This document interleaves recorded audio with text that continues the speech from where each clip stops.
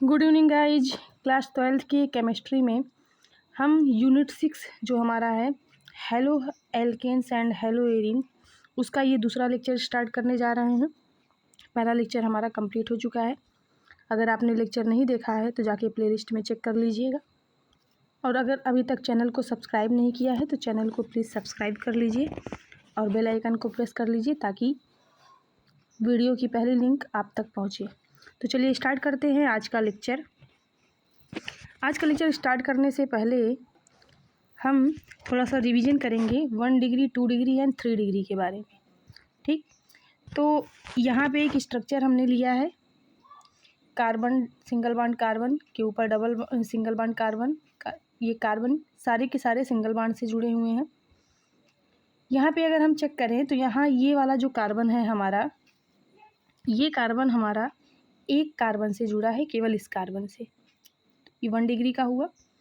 और अगर हम इस कार्बन को चेक करें तो ये कार्बन हमारा 2 कार्बन, 1 2 और 1 3 कार्बन से जुड़ा है, तो ये क्या हो गया 3 डिग्री एटम हो गया। ठीक, इस कार्बन को अगर हम चेक करें, ये कार्बन, तो ये कार्बन हमारा 1 2 3 और 4 कार्बन से जुड़ा है, इसलिए ये हो गया 4 डिग्री एटम। और अगर हम इस वाले कार्बन को चेक करें तो ये कार्बन हमारा 1 2 कार्बन से जुड़ा है, इसलिए ये हो गया 2 डिग्री कार्बन एटम। कहने का मतलब ये है कि अगर कार्बन जो है एक कार्बन एटम से जुड़ता है तो उसे हम 1 डिग्री कार्बन एटम कहेंगे। अगर कार्बन 2 कार्बन से जुड़ता है तो 2 डिग्री, अगर कार्बन 3 कार्बन से जुड़ता है तो 3 डिग्री, और अगर कार्बन 4 कार्बन से जुड़ता है तो उसे हम 4 डिग्री कार्बन एटम कहेंगे। हैलोजन युक्त कार्बन एटम की प्रकृति के आधार पर ये कितने टाइप के होते हैं, तो ये 3 टाइप के होते हैं। पहला होता है 1 डिग्री, जिसे हम प्राथमिक या प्राइमरी एल्किल हैलाइड कहते हैं। दूसरा होता है 2 डिग्री, जिसे द्वितीयक या सेकेंडरी एल्किल हैलाइड कहते हैं। और तीसरा होता है 3 डिग्री, जिसे तृतीयक या टर्शियरी एल्किल हैलाइड कहते हैं। तो प्राइमरी या 1 डिग्री एल्किल हैलाइड हमारा क्या होता है कि जब इसमें हैलोजन परमाणु 1 डिग्री कार्बन एटम से जुड़ा होता है। हैलोजन परमाणु जब 1 डिग्री कार्बन एटम से जुड़ा होता है तो उसे हम 1 डिग्री प्राइमरी एल्किल हैलाइड कहते हैं। अब जैसे यहाँ पे देखा जाए CH3Cl, ठीक है, यहाँ पे जो हमारा क्लोरीन है ये प्राइमरी कार्बन के साथ जुड़ा हुआ है। जैसे ये CH4 है, मेथेन, यहाँ पे ये स्ट्रक्चर, तो ये जो मेथेन है CHHH, ठीक है, ये सिंगल कार्बन है, तो ये हमारा प्राइमरी कार्बन एटम हुआ। और इस प्राइमरी कार्बन एटम से हमारा हैलोजन फैमिली का सदस्य जो कि क्लोरीन है वह जुड़ा है, इसलिए ये 1 डिग्री या प्राइमरी एल्किल हैलाइड होगा, जिसका नाम होगा क्या, क्लोरोमेथेन या मेथिल क्लोराइड। इसी तरीके से अगर हम देखें तो ये वाला कार्बन जो हमारा है वो ब्रोमीन के साथ जुड़ा है, जो कि हैलोजन फैमिली का सदस्य है। हैलोजन फैमिली के हमारे कितने सदस्य हैं, 4, फ्लोरीन, क्लोरीन, ब्रोमीन और आयोडीन। और ये जो कार्बन है जो ब्रोमीन से जुड़ा है, ये कार्बन एक कार्बन से जुड़ा है। ठीक, तो भी ये क्या हो गया 1 डिग्री या प्राइमरी एल्किल हैलाइड कहलाएगा। इसका नाम क्या होगा, ब्रोमोएथेन या एथिल ब्रोमाइड। आगे हमने स्ट्रक्चर लिया है CH3 CH2 CH2I। ठीक, यहाँ पे ये जो हैलोजन फैमिली का मेंबर है आयोडीन, ये इस वाले कार्बन से जुड़ा है, और ये वाला जो कार्बन है हमारा ये केवल एक कार्बन से जुड़ा है, इसलिए यह भी क्या होगा, प्राइमरी एल्किल हैलाइड। इसका नाम क्या होगा, यहाँ पे कार्बन की संख्या 3 है और 3 पे प्रोप होता है, तो नाम होगा आयोडोप्रोपेन या प्रोपिल आयोडाइड। तो इस तरीके से प्राइमरी या 1 डिग्री हमारा कार्बन एल्किल हैलाइड क्या होता है कि जिसमें हैलोजन फैमिली का मेंबर या हैलोजन परमाणु ऐसे कार्बन से जुड़ा हो जो 1 डिग्री कार्बन एटम हो, तो उसे हम 1 डिग्री या प्राइमरी एल्किल हैलाइड कहते हैं। दूसरा है द्वितीयक या 2 डिग्री, जिसे सेकेंडरी एल्किल हैलाइड कहते हैं। तो इसमें जब हैलोजन एटम जो होता है, हैलोजन परमाणु, अगर वह 2 डिग्री कार्बन एटम से जुड़ा हो अगर हैलोजन परमाणु 2 डिग्री कार्बन एटम से जुड़ा हो तो उसे हम द्वितीयक या सेकेंडरी एल्किल हैलाइड कहते हैं।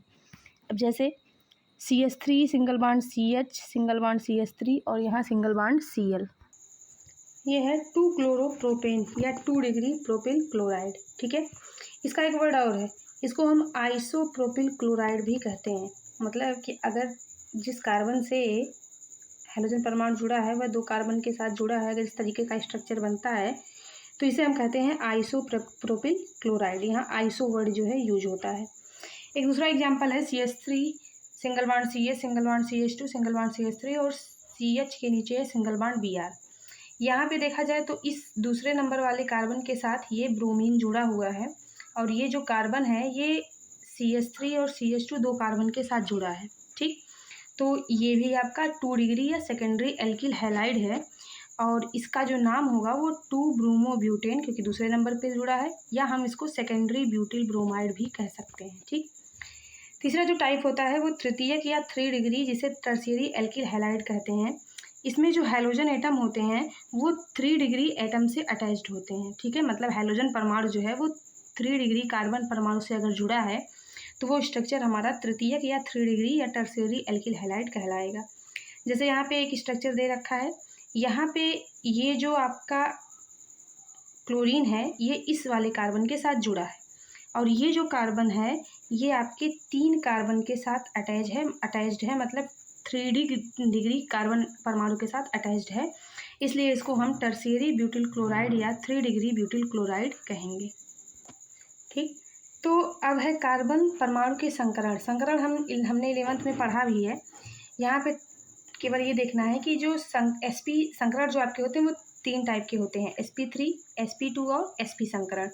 sp3 संकरण में क्या होता है कि जो कार्बन होता है वो 4 सिग्मा बॉन्ड बनाता है। ठीक है, यहाँ पे सिग्मा बॉन्ड का मतलब आपको पता है कि अगर एक सिंगल बॉन्ड है तो उसको हम कहते हैं इस पर सिग्मा बॉन्ड है, डबल बॉन्ड है तो 1 सिग्मा और 1 पाई होता है, और अगर ट्रिपल बॉन्ड है तो 1 सिग्मा और 2 पाई बॉन्ड होते हैं।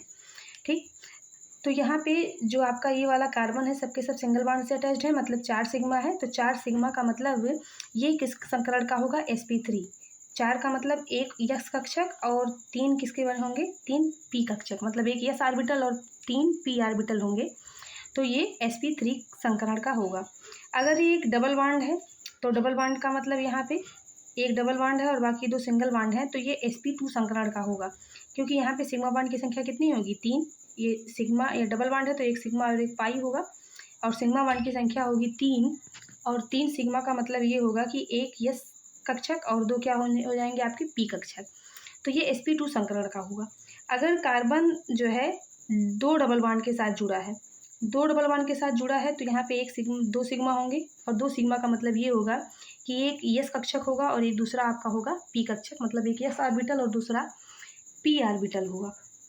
इसी तरीके से अगर कार्बन एक सिंगल बॉन्ड से और एक ट्रिपल बॉन्ड से जुड़ा है तो तब भी यहाँ पे सिग्मा की संख्या कितनी होगी, 2, क्योंकि ट्रिपल बॉन्ड का मतलब 1 सिग्मा और 2 पाई, नीचे के दोनों क्या होंगे, पाई होंगे, तो भी यहाँ सिग्मा की संख्या होगी 2, और 2 सिग्मा पे संकरण आपका जो होता है वो sp संकरण। ठीक है, यहाँ पे देखिए हमने यहाँ पे अच्छा एस ऑर्बिटल में कितने एस में जो है वो 1 कक्षक होता है, पी में 3 होते हैं, डी में 5 होते हैं, और एफ में कितने होते हैं, 7 ऑर्बिटल होते हैं।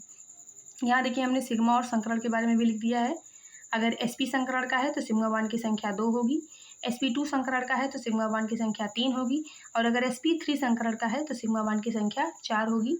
और यहाँ सिग्मा का मतलब सिंगल बॉन्ड, डबल बॉन्ड का मतलब पाई, 1 पाई और 1 सिग्मा, और ट्रिपल बॉन्ड का मतलब 1 सिग्मा और 2 पाई। ठीक, तो इस तरीके से कार्बन परमाणु के संकरण है। अब इसके बेस पे हम जो है संकरण RX का वर्गीकरण करेंगे, मतलब एल्किल हैलाइड का वर्गीकरण करेंगे। तो CX आबंध के संकरण के आधार पर एल्किल हैलाइड का वर्गीकरण। ठीक, तो ये जो होते हैं ये आपके पहला होता है sp3, जिसे हम कहते हैं कार्बन हैलोजन आबंध युक्त यौगिक। ठीक है, इसमें जो होते हैं वो एल्किल हैलाइड या हैलो एल्केन या एल्किल हैलाइड कैसे बनते हैं, वो इस तरीके से कि जैसे CH3Cl। अब यहाँ पे देखें CH3Cl, तो ये आपका कार्बन है, इस कार्बन के साथ कितने हाइड्रोजन जुड़े हैं, 3 हाइड्रोजन जुड़े हैं, और एक आपका जुड़ा है Cl। तो यहाँ पे अगर हम सिग्मा बॉन्ड देखें तो यहाँ sigma, 2 sigma, 1 sigma, 2 sigma, 3 sigma और 4 सिग्मा। सिग्मा की संख्या कितनी है? 4। 4 सिग्मा बॉन्ड है और हमने कहा था कि 4 सिग्मा बॉन्ड है तो किस संकरण का होगा? जहाँ पे sp3, ठीक है। तो ये CH3Cl जो है ये sp3 संकरण वाले यौगिक हैं। अब यहाँ पे CH3CH2Br का अगर स्ट्रक्चर देखा जाए तो इसका भी जो स्ट्रक्चर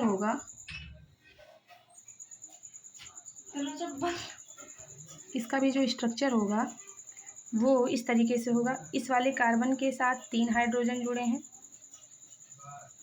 ठीक, और एक कार्बन जुड़ा है यहाँ, इसके साथ 2 हाइड्रोजन और एक जुड़ा है Br। तो यहाँ पे भी देखा जाए तो यहाँ पे भी सिग्मा बॉन्ड की संख्या कितनी हो रही है?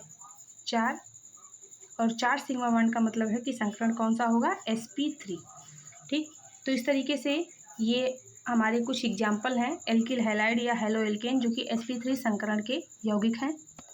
इसी में दूसरा एग्जाम्पल होता है बेंजिलिक हैलाइड का, जिसमें यह देखिए आपका बेंजीन है, बेंजीन के साथ CH2Cl।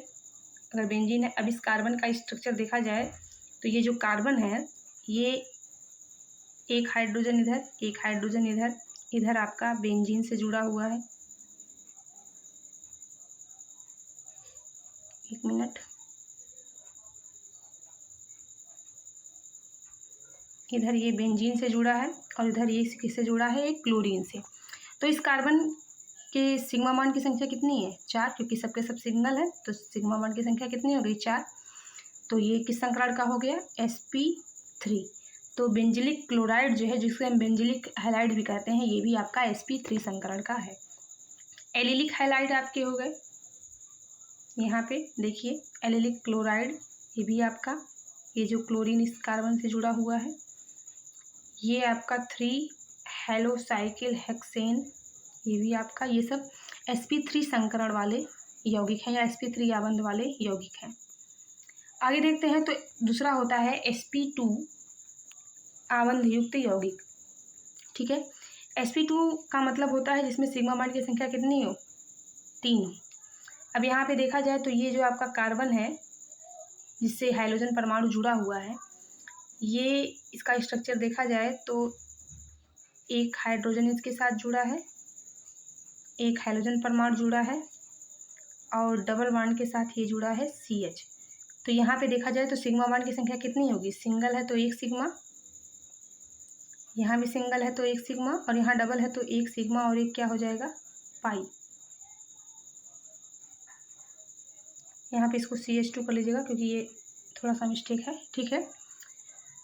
तो यहाँ पे देखा जाए सिग्मा की संख्या कितनी है? सिग्मा की संख्या है टोटल हमारी 3, और 3 सिग्मा का मतलब होता है sp2 संकरण, ठीक। तो ये जो, और ऐसे को हम कहते हैं विनाइल हैलाइड, ठीक है, इसका नाम क्या है? Vinyl halide. यहाँ पे देखिए स्ट्रक्चर एक आपका बना है 1 हेलोसाइक्लोहेक्सीन, डबल बॉन्ड है हेक्सीन। यहाँ पे भी देखिए ये आपका ये यहाँ पे एक कार्बन जुड़ा है और बैठा है और इस कार्बन के साथ एक हाइड्रोजन परमाणु जुड़ा है, ठीक है। और एक इधर आपका जो है सिंगल बॉन्ड, इधर डबल बॉन्ड, तो एक सिग्मा इधर हो गया, एक सिग्मा इधर हो गया और एक सिग्मा और पाई इधर हो गया, तो सिग्मा की संख्या कितनी हो गई? 3। तो 1 हेलोसाइक्लोहेक्सीन भी आपका sp2 संकरण वाला या sp2 आबंध युक्त यौगिक है। आगे देखते हैं तो अगला होता है sp आबंध युक्त यौगिक। sp आबंध युक्त यौगिक का मतलब होता है कि इसमें सिग्मा बॉन्ड की संख्या कितनी होनी चाहिए? 2। जैसे आपका ये स्ट्रक्चर है तो यहाँ पे अगर इस स्ट्रक्चर का हम कंप्लीट देखें तो ये आपका एक कार्बन है और ये कार्बन आपका एक हाइड्रोजन के साथ जुड़ा है, इसके बाद ट्रिपल बॉन्ड है, ये क्लोरीन और ये इस कार्बन के साथ जुड़ा है। यहाँ पे देखा जाए तो ये हाइड्रोजन परमाणु इस कार्बन के साथ जुड़ा है और इस कार्बन के एक सिग्मा इधर है और एक सिग्मा और 2 पाई ये हो गए नीचे। तो सिग्मा की संख्या कितनी हो गई? सिग्मा की संख्या हो गई हमारी 2। अब सिग्मा की संख्या 2 है इसलिए ये किस sp आबंध युक्त यौगिक है जिसका नाम क्या होगा? क्लोरोएथाइन, क्योंकि ट्रिपल बॉन्ड है तो नाम हो जाएगा क्लोरोएथाइन। इसी तरीके से अगला है क्लोरोप्रोपाइन। यहाँ पर भी देखा जाए तो क्लोरीन के साथ ये क्लोरीन इस कार्बन के साथ जुड़ा है और ये कार्बन इसके पास जो है 1 सिग्मा और 2 सिग्मा। सिग्मा बॉन्ड की संख्या 2 है, इसलिए इसको क्या कहेंगे, sp आबंध युक्त यौगिक, और नाम इसका है क्लोरोप्रोपाइन। तो इस तरीके से sp संकरण के आधार पर या संकरण के आधार पर जो हमारे यौगिक होते हैं वो 3 टाइप के होते हैं, sp3, sp2 और sp। तो आज के लेक्चर में बस इतना ही। अगर आपको लेक्चर पसंद आया हो तो वीडियो को लाइक करें, शेयर करें और चैनल को सब्सक्राइब करें। Thanks for watching this video.